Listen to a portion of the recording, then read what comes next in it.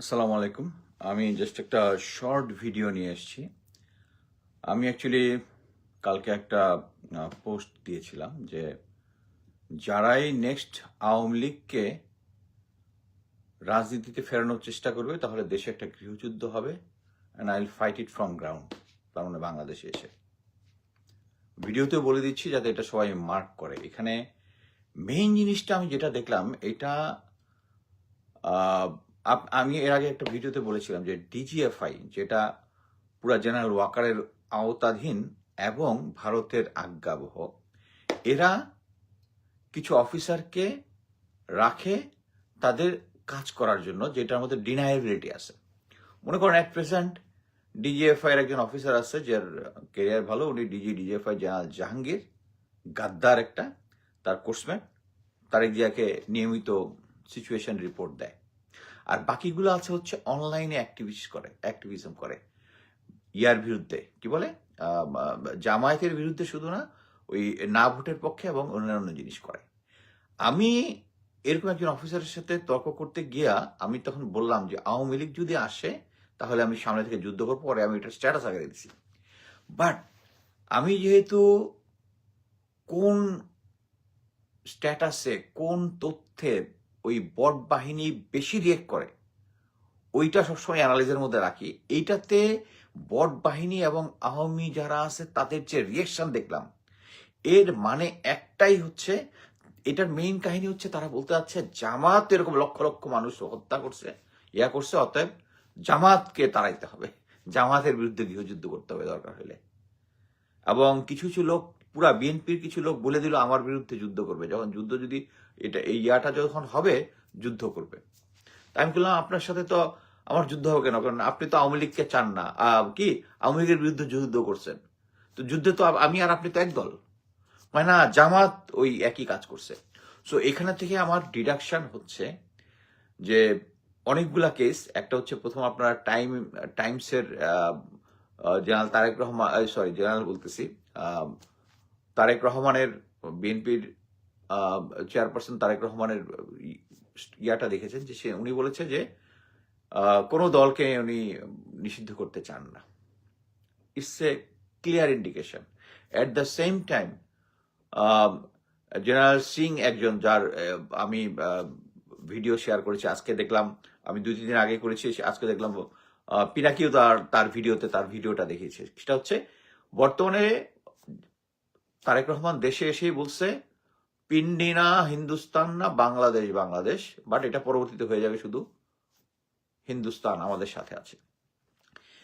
এবং গ্রাউন্ড লেভেলে বিএনপির যে না ভোটের ক্যাম্পেইন দেখতেছি, দেখতেছে না ভোটের campaign. At the same time গতকালকে আল জাজিরার একটা রিপোর্ট দেখলাম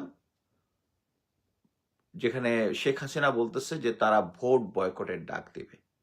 বাট অন গ্রাউন্ডে এটার কারণ আমি একটাই বলবো যে তারাও কনফার্ম হয়ে গেছে যে অ্যাকচুয়ালি বিএনপির যে একটার পর একটা ভুল হচ্ছে, তাতে তার ভোট দিন দিন কমতেছে, অতএব এখন ভোট বর্জনের ডাক দিতেছে। বাট আমি শিওর যে সবাই যে ওই গল্পটা বলে যে কি বলে, আওয়ামী লীগের 30%, 35%, এখন এটা শুনি নাকি 50% ভোট আছে, তারপর তারা এই যে গত এর আগের 3টা ভোটের মধ্যে তারা ভোট করতে সাহস পায় নাই। বাট আমি শুধু এখানে বলবো একটা এইম, সেটা হচ্ছে আওয়ামী লীগকে দেশে ফেরত এনে রাজনীতি করতে দেওয়া যাবে না।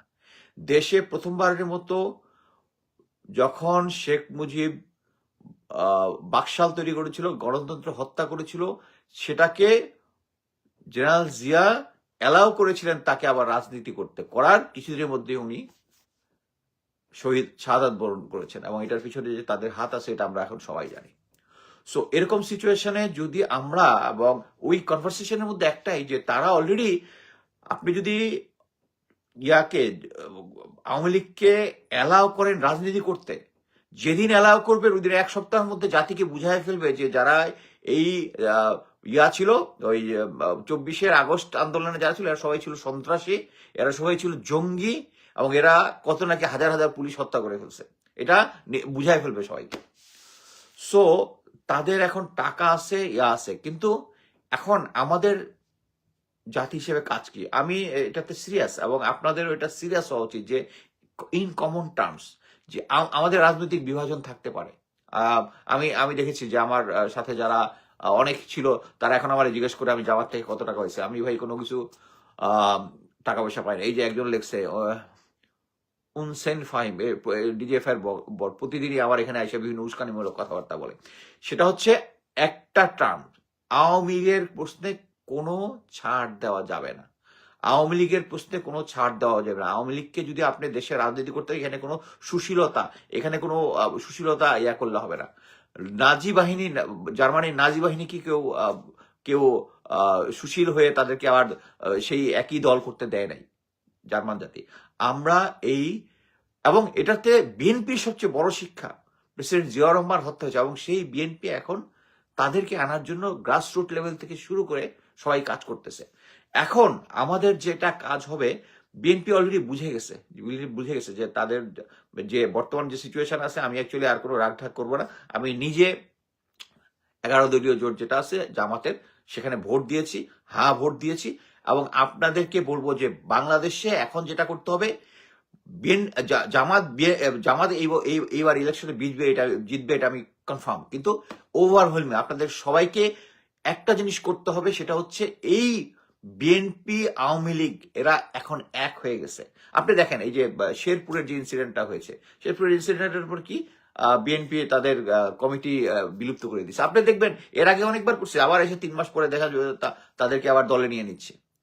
সো এখানে আপনারা সবাই জিনিসটা দেখেছেন, এবং তারা যখন শেরপুরে জামাতের একজন একজন থানা লেভেলের সেক্রেটারি যখন মারা গেছে, তখন কিছুক্ষণের মধ্যেই তারা এটাকে কাউন্টার দেওয়ার জন্য তাদের একজন মারা গেছে বলে গুজব ছড়াইছে। পরে দেখা গেলো যে সে লাইভে এসে বলতেছে, এবং তারা নাকি আবার দল থেকে খারিজ করে দিছে। সো আমাদেরকে যে জিনিসটা করতে হবে, বিএনপি অলরেডি, আমি আজকে আরো একটা জিনিস আমি বলি যে আমি কয়েকজনের নাম দিয়ে, আগের যে এয়ারফোর্স চিফ ছিলেন আলতাফ হোসেন, উনি বিএনপির প্রেসিডেন্ট জিয়ার আমল থেকে, উনি বলতেছে র এজেন্ট অলরেডি আছে। আবার একটা জিনিস বলি, ক্যাপ্টেন শাহনাজ বলেছিল যে তার কনক সারোয়ার ভাইয়ের শোতে যে 5 জন বিএনপির নেতা তারা নিয়মিত শেখ হাসিনার সাথে দেখা করতো এবং খাম নিয়ে আসতো। আমি শাহনাজকে কতবার জিজ্ঞেস করেছি যে তোমাকে কি বিএনপি জানতে চেয়েছে এই 5 জনকে, না করতে চায় নাই। আপনি চিন্তা করেন যে বিএনপি তো ইচ্ছাই নাই যে আমি যদি জানি যে আমার ঘরের ভিতরে কেউ ফরেন এজেন্ট আছে, আমি তো আগে খোঁজ দিব ভাই যার কাছে পাইছো কিনা, বিকজ তারা সবকিছু জানে। এবং এই যে এই গত 16 বছর যে আমাদেরকে আমাদেরকে যে আওয়ামী লীগ যে দাবড়াইছে, এই বিএনপির লোকজনকে সহায়তা করতে, আমি আগের ভিডিওতে বলছি যে 22-23 যত আন্দোলন ছিল, এটার পিছনে কিন্তু ইভেন আমেরিকাও সাপোর্ট দিছিল। তারা এখন পর্যন্ত সাপোর্ট দিচ্ছে না। কি জন্য দিচ্ছে না? কারণ তারা জানে যে ভারতের কোলে গিয়ে বসে থাকবে, তারা ভারতের কোলে গিয়ে বসে থাকবে। সো আমেরিকা চায় না। হ্যাঁ, আমি একটা স্ট্যাটাস দিয়েছি যে আমরা আমেরিকার সাথেও চাই না, নতজানু হইতে চাই না, ভারতের ইয়াতেও নতজানু হইতে চাই না।